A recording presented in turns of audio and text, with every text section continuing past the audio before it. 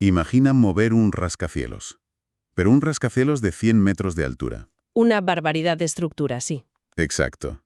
El equivalente a un edificio de 30 plantas, pero lleno hasta los topes de explosivos altamente volátiles.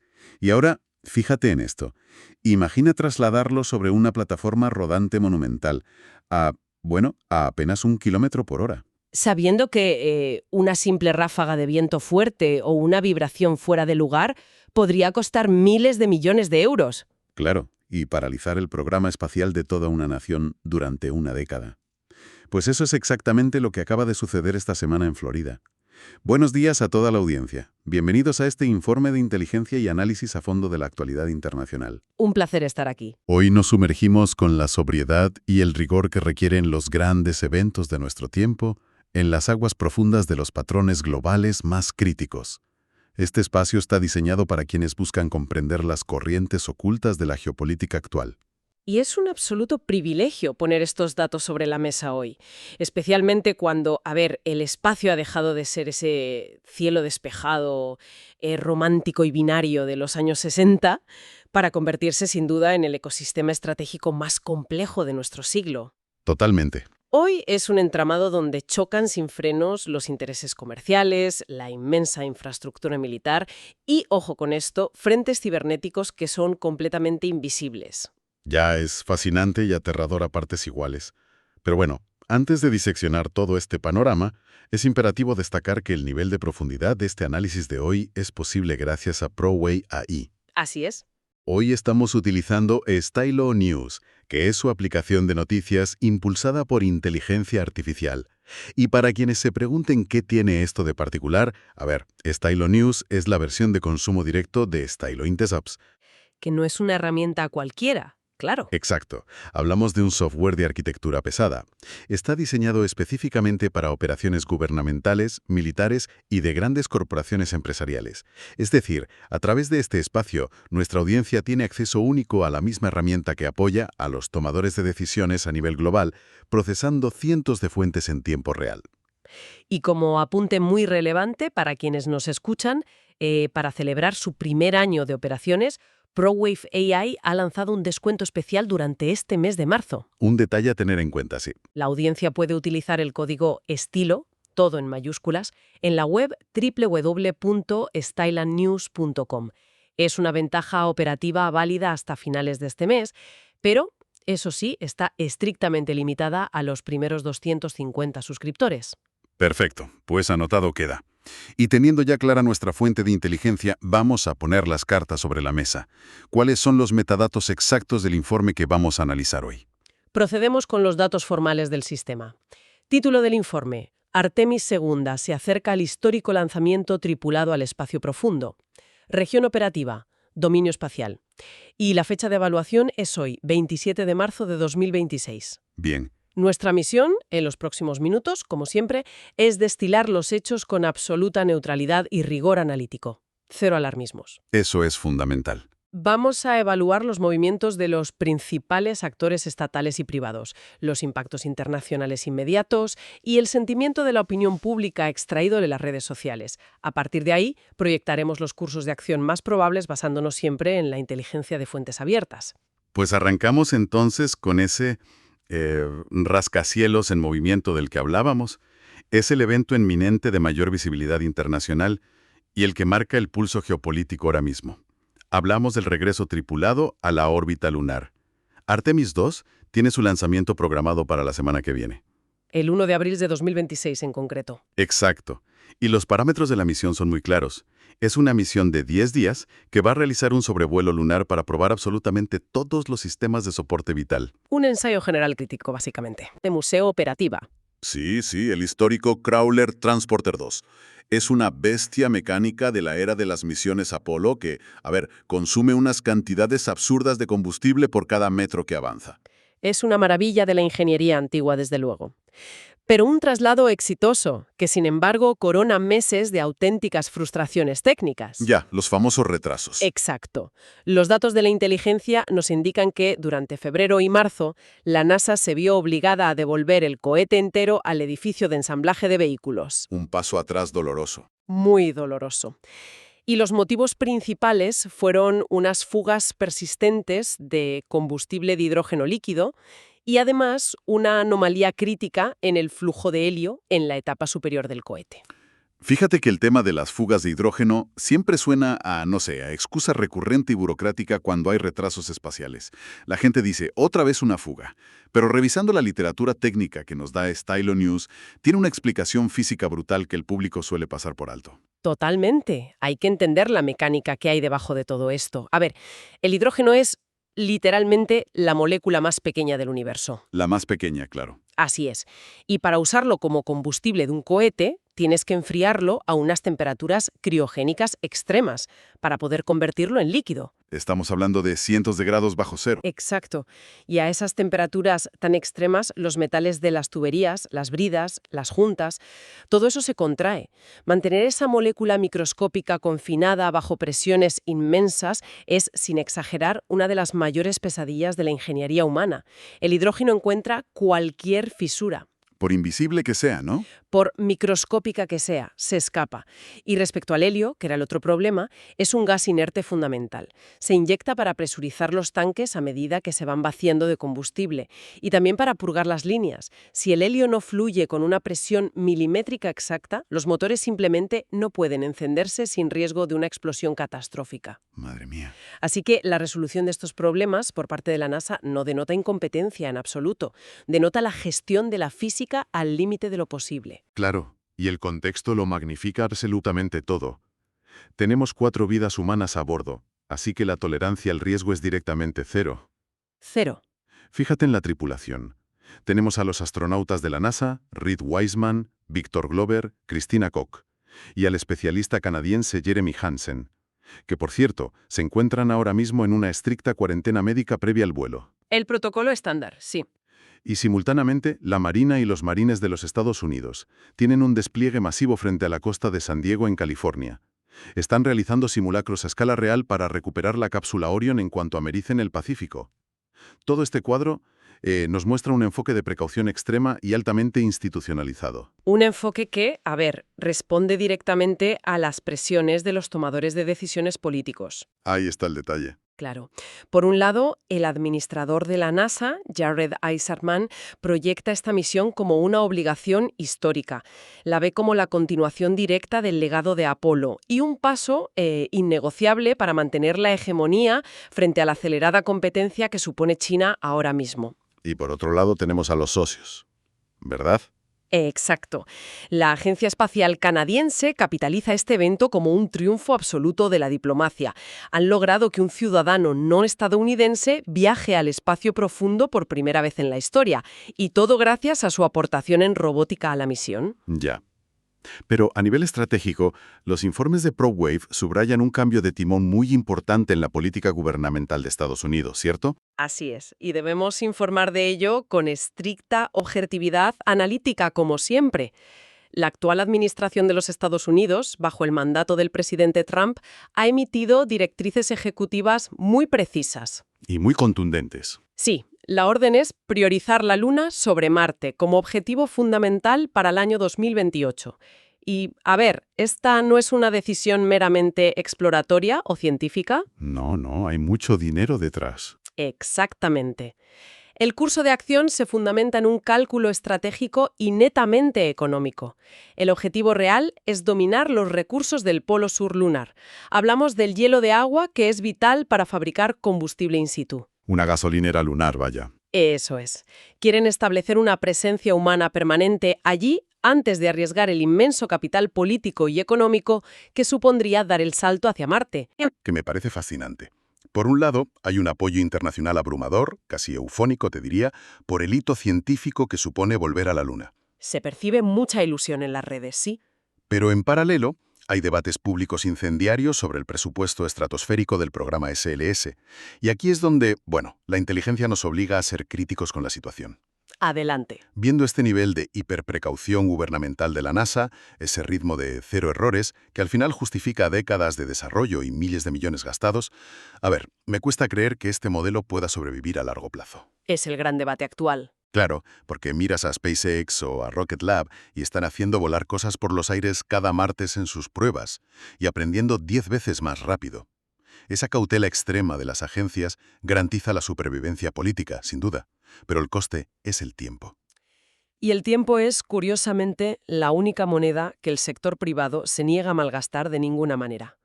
Esta es la tensión que define el dominio espacial contemporáneo. Chocan dos filosofías. Frontalmente. Las agencias estatales no pueden permitirse un accidente fatal con víctimas. Un desastre así podría paralizar el programa espacial durante una década entera ante la opinión pública y el Congreso. Ya pasó con el transbordador espacial. Exacto. En cambio, la industria comercial utiliza la filosofía totalmente opuesta.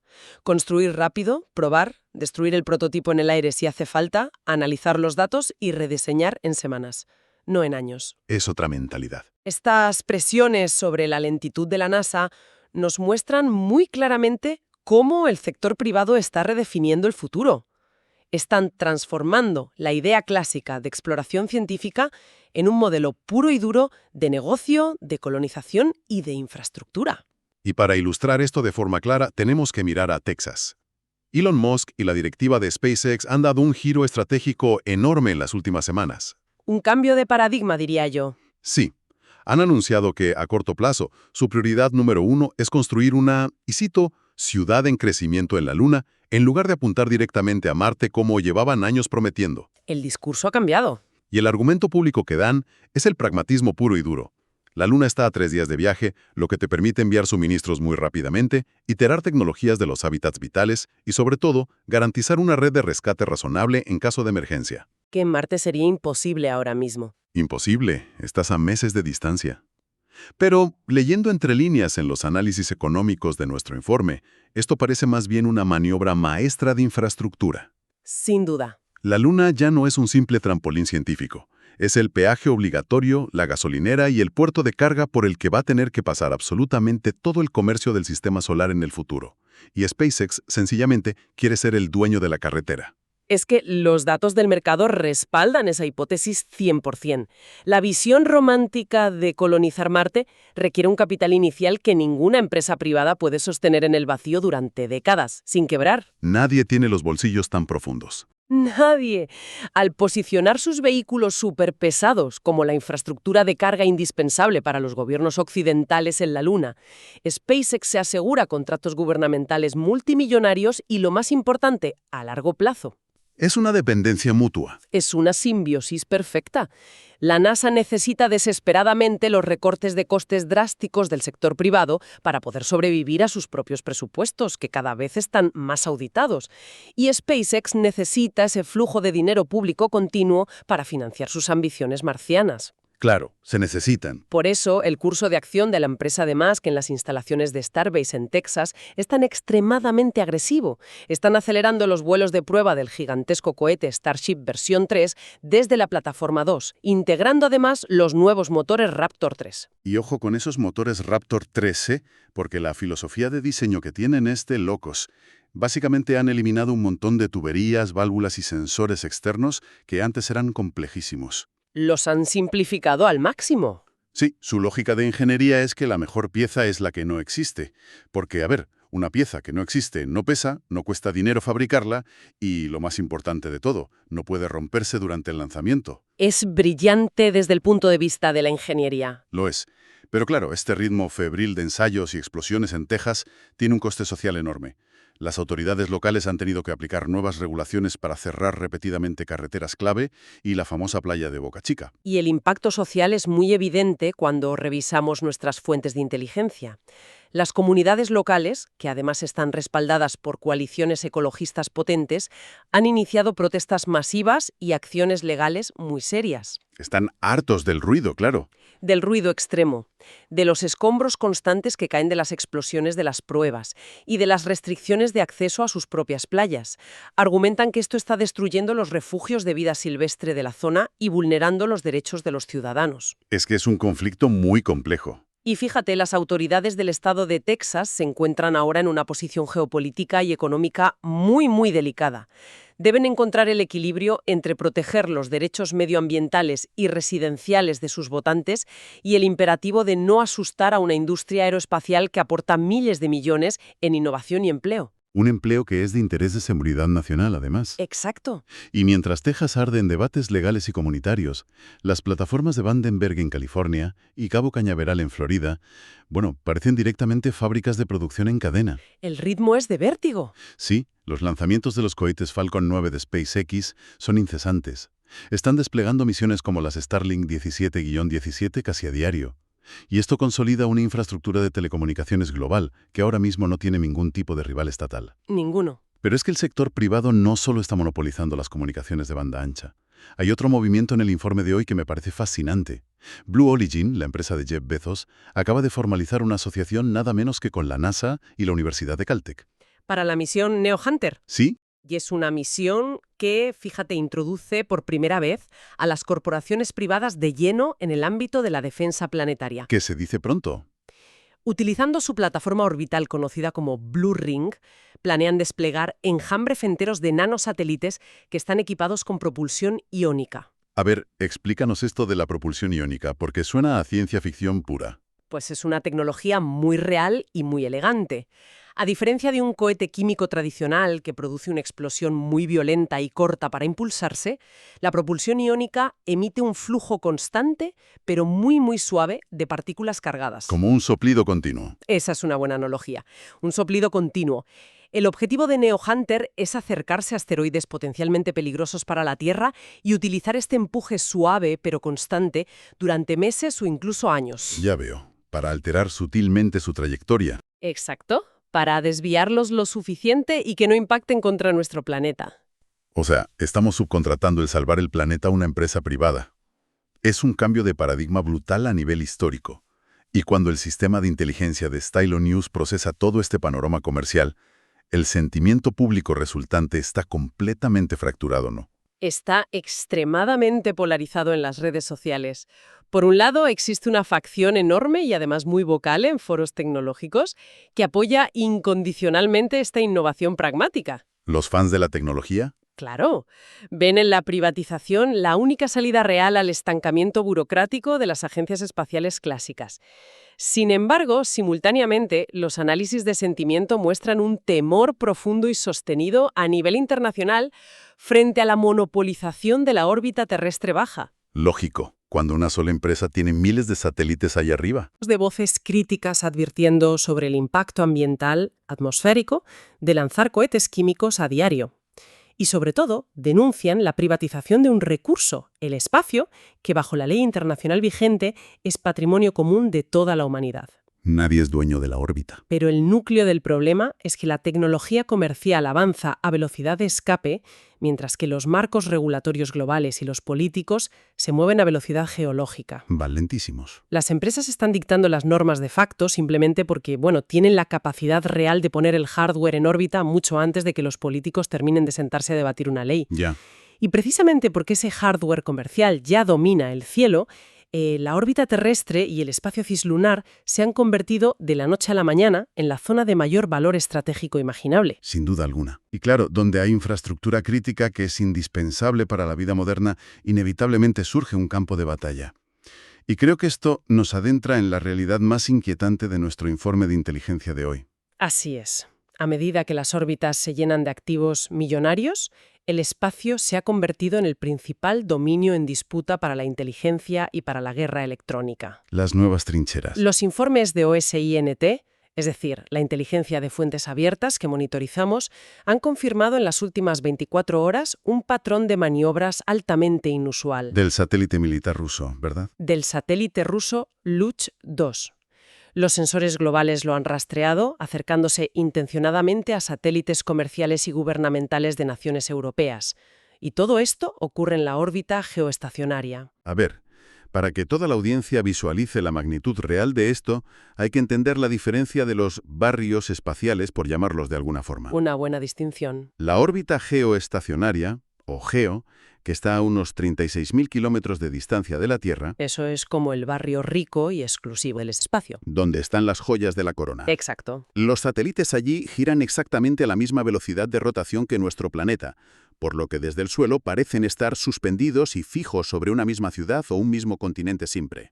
Son verdaderos mastodontes que cuestan fortunas y manejan las comunicaciones más críticas de gobiernos y ejércitos enteros. Son el nervio central de las comunicaciones estatales. Entonces, claro, cruzarse con alguien en la órbita baja, que está llena de satélites, es como cruzarse con un coche en la autopista.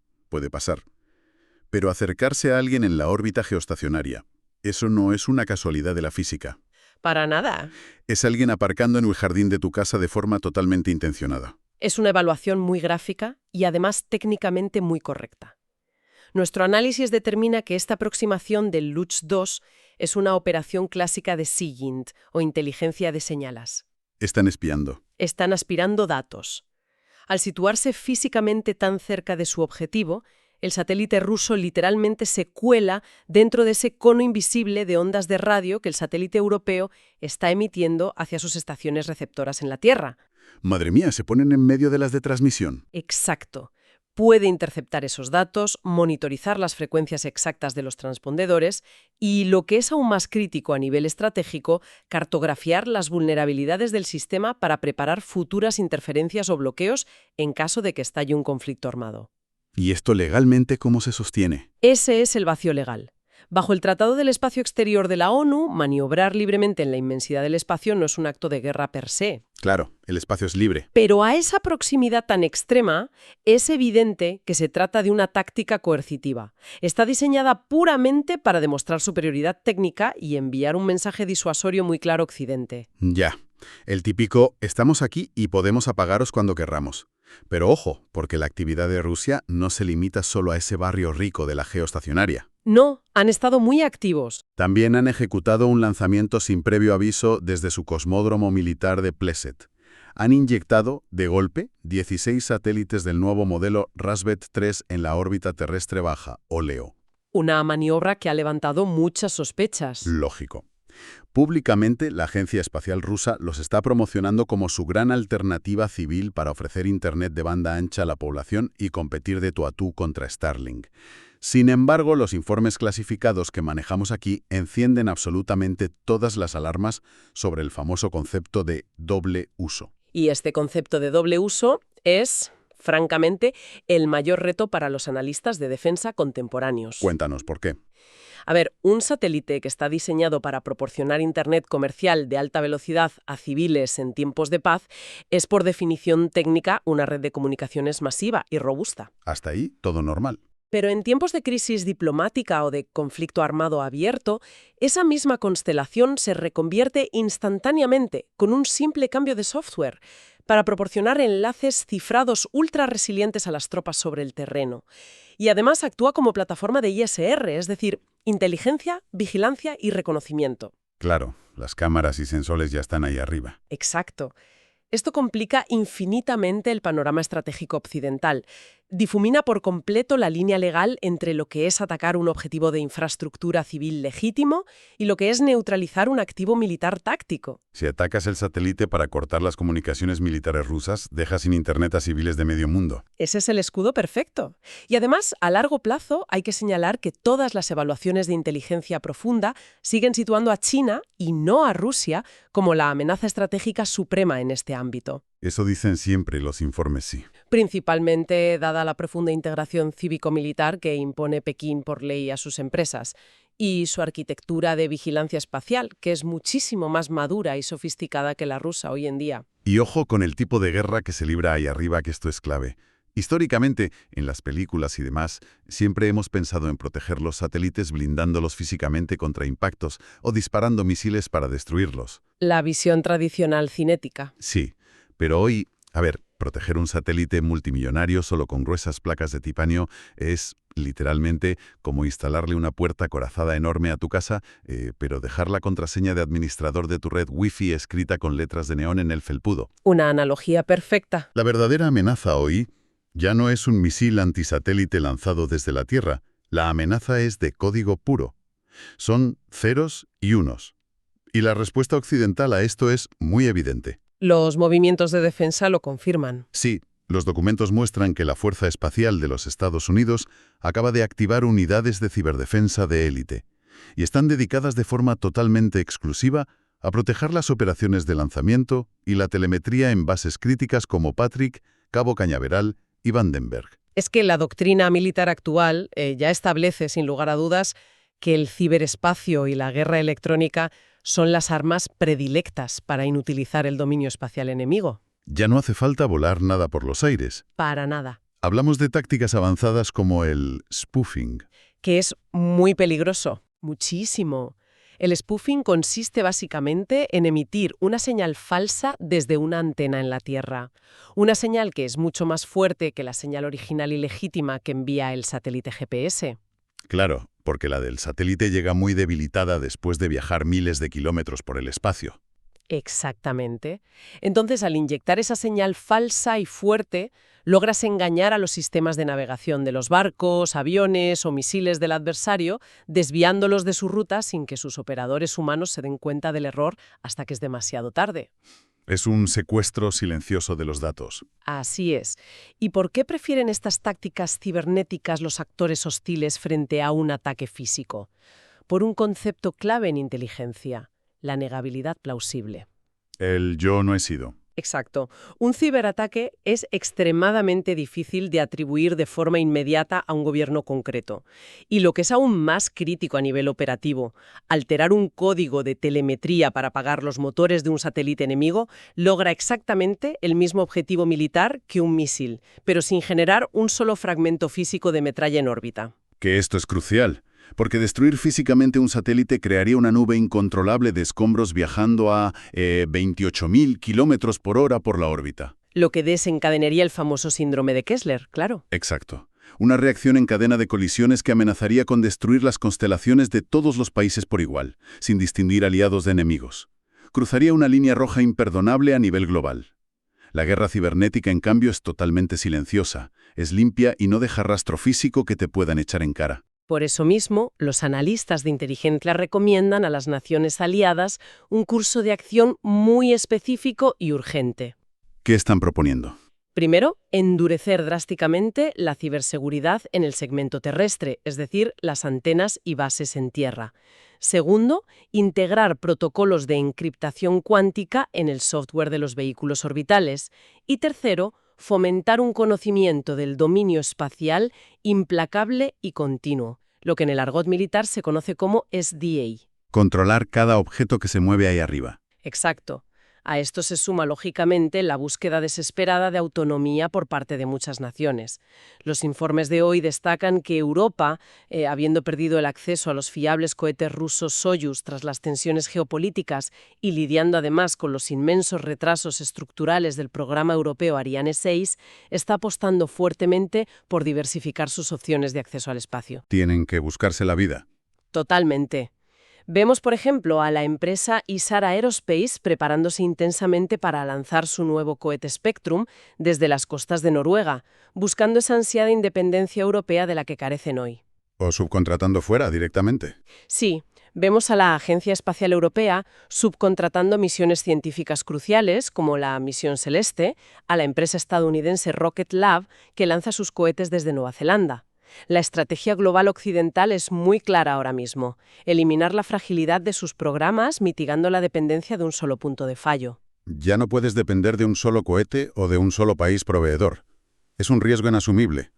Y a ver, el sentimiento público que recogemos de las redes refleja esta misma angustia estratégica. Se palpa la tensión, sí. Hemos analizado un volumen inmenso de foros especializados y debates abiertos, y la preocupación es muy evidente.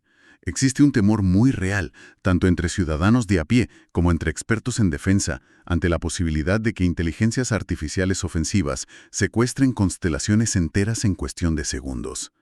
El gran problema de fondo es nuestra hiperconectividad. Somos totalmente dependientes. Es que la economía global, la red logística, las transacciones bancarias y, por supuesto, la defensa, todo depende de un puñado de satélites comerciales.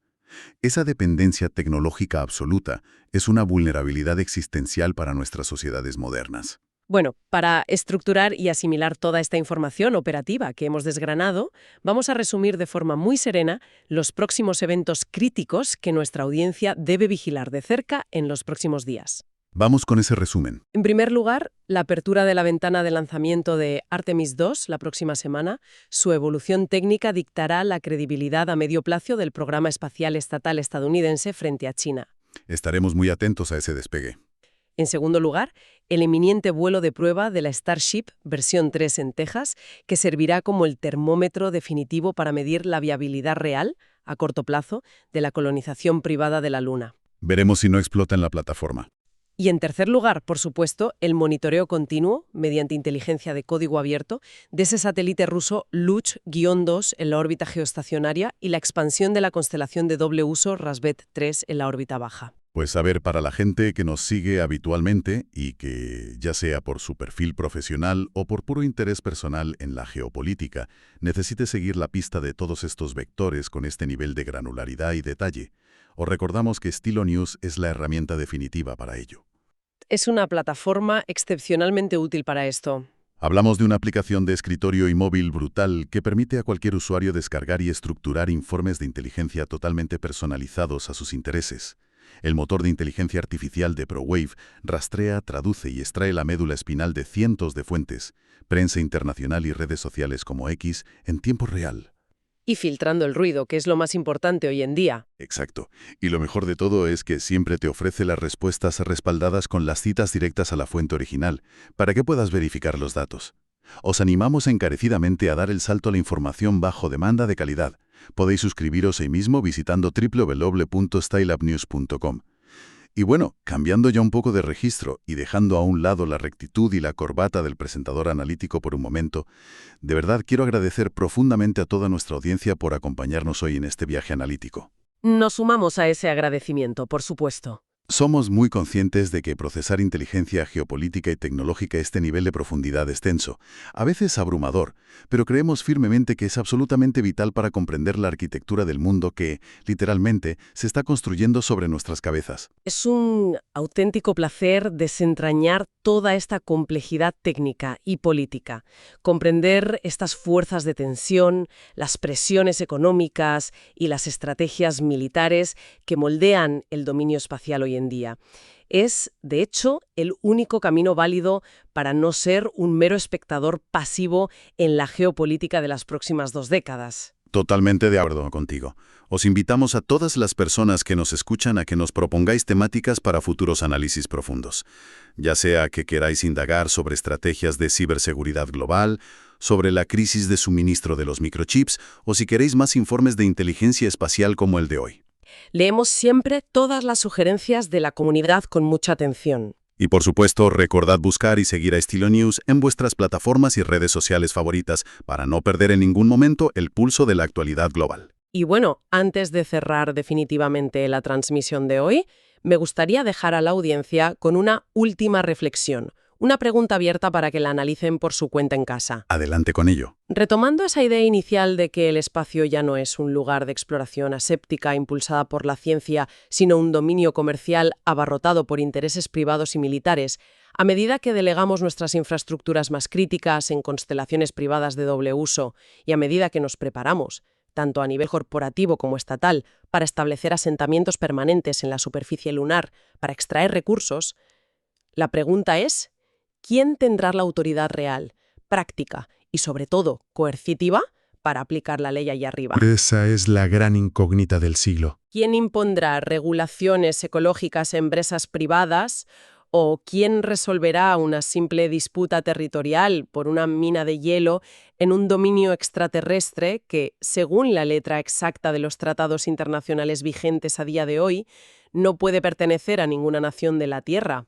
Es una pregunta colosal que, sin duda alguna, no se va a resolver de forma pacífica con tinta en un tratado de la ONU, sino probablemente con hechos consumados y maquinaria pesada sobre el polvo lunar. Le daremos muchísimas vueltas a eso en el futuro. Muchísimas gracias a todos por confiar un día más en nuestro análisis. Hasta la próxima.